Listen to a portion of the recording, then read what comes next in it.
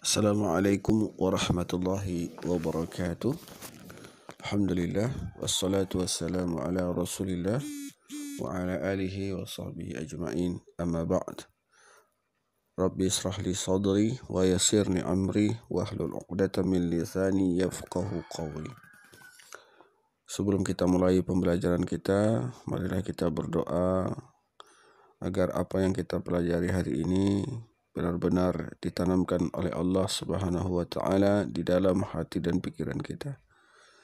Bismillahirrahmanirrahim. Rabbi zidni ilman warzuqni fahman. Amin.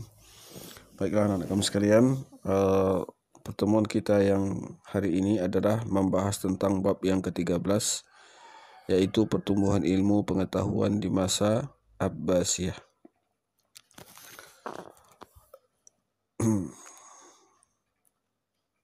Yang ingin kita bahas pada kali ini adalah, pertama kita bahas dulu pemerintahan Bani Abbasiyah, lalu kita masuk kepada perkembangan ilmu pengetahuan, lalu perkembangan kebudayaan, lalu hikmah-hikmah yang dapat kita petik. Jadi ada 4 ya, masa pemerintahannya, perkembangan ilmu pengetahuannya, perkembangan kebudayaannya, dan hikmah-hikmah yang dapat kita petik. Baik ya, yang pertama kita bahas tentang pemerintahan masa Abbasiyah. Anak-anak sekalian, pemerintahan Daulah Abbasiyah merupakan kelanjutan dari pemerintahan sebelumnya, yaitu Bani Umayyah. Pendiri Daulah Abbasiyah ini adalah Abdullah As-Safah Ibnu Muhammad Ibnu Ali Ibnu Abdullah Ibnu Abbas. Ya. Pola pemerintahan yang diterapkan oleh daulah ini adalah berdasarkan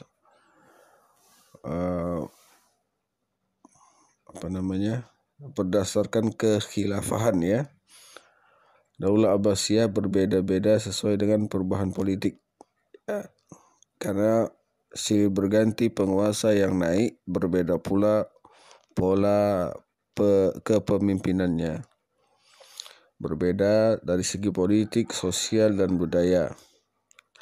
Kekuasaan Bani Abbasiyah berlangsung dalam rentang waktu yang cukup panjang, dari tahun 132 Hijriah atau 750 Masehi sampai dengan 656 Hijriah atau 1258 Masehi. Nah, berdasarkan perubahan pola pemerintahan dan titik dan politik, para sejarawan biasanya membagi masa pemerintahan Daulah Abbasiyah menjadi 5 periode. Ya, kalau Umayyah dulu kita pelajari dia hanya 2 periode, ya, yaitu periode Baghdad dan periode Spanyol. Sedangkan untuk Abbasiyah itu ada 5 periode, yaitu periode pertama disebut dengan periode pengaruh Arab Persia, ya. Jadi periode Arab Persia, di mana corak kepemimpinan lebih kepada Arab Persia.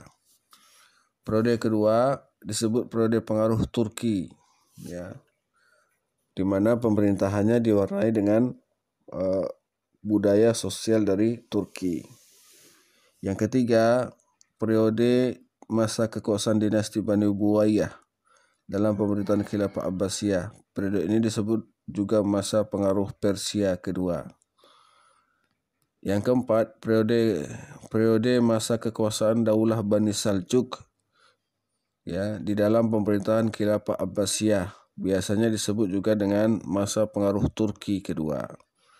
Dan yang kelima, masa khalifah bebas dari pengaruh dinasti lain, tetapi kekuasaan hanya efektif di sekitar kota Baghdad dan diakhiri dengan invasi bangsa Mongol. Nah, untuk raja-rajanya kamu bisa lihat di bagian yang telah ada di buku. Pada awalnya ibu kota negara adalah Al-Hasimiyah, dekat Kufah, Namun untuk lebih memantapkan dan menjaga stabilitas negara berdiri, maka Khalifah Al-Mansur atau Khalifah yang kedua memindahkan ibu kota negara ke kota yang baru dibangunnya, yaitu Baghdad, dekat bekas ibu kota Persia tahun 762 Masehi. Dengan demikian, pusat pemerintahan dinasti Bani Abbas berada di tengah-tengah bangsa Persia. Di dalam bidang pemerintahan, Al-Mansur menciptakan tradisi baru dengan mengangkat wazir sebagai koordinator kementerian. Pada masa Al-Mahdi, Khalifah ketiga, perekonomian mulai meningkat dengan meningkatkan sektor pertanian melalui irigasi dan peningkatan hasil pertambangan seperti perak, emas, tembaga, dan besi.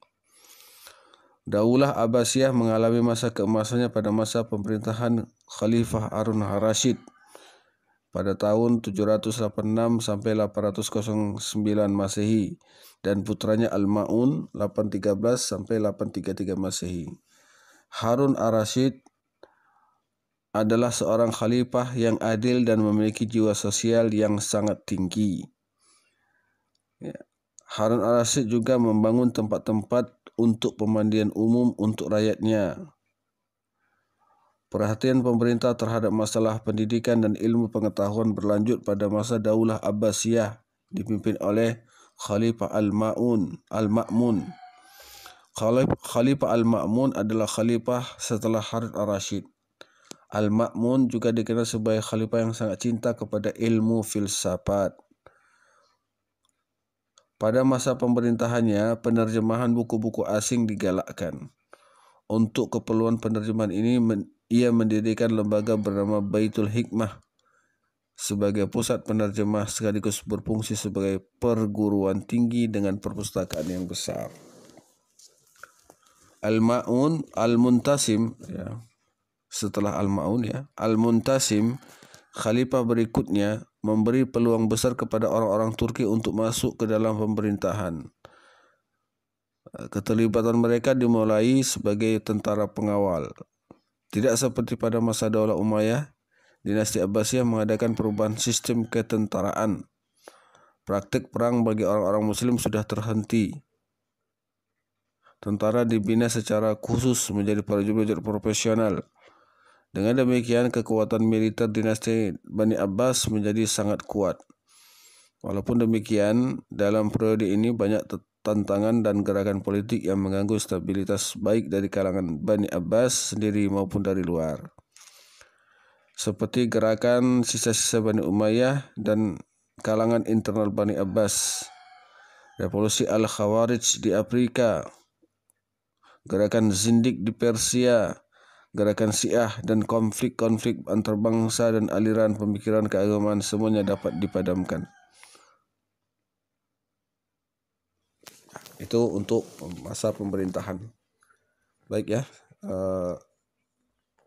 kamu bisa melanjutkan dengan membaca yang ada di buku kamu. Ya, nanti kita lanjutkan dengan perkembangan ilmu pengetahuan pada masa Bani Abbas ya. Kita tutup dengan kafaratul majlis. Subhanakallahumma bihamdika asyhadu alla ilaha illa anta astaghfiruka wa atubu ilaik. Assalamualaikum warahmatullahi wabarakatuh.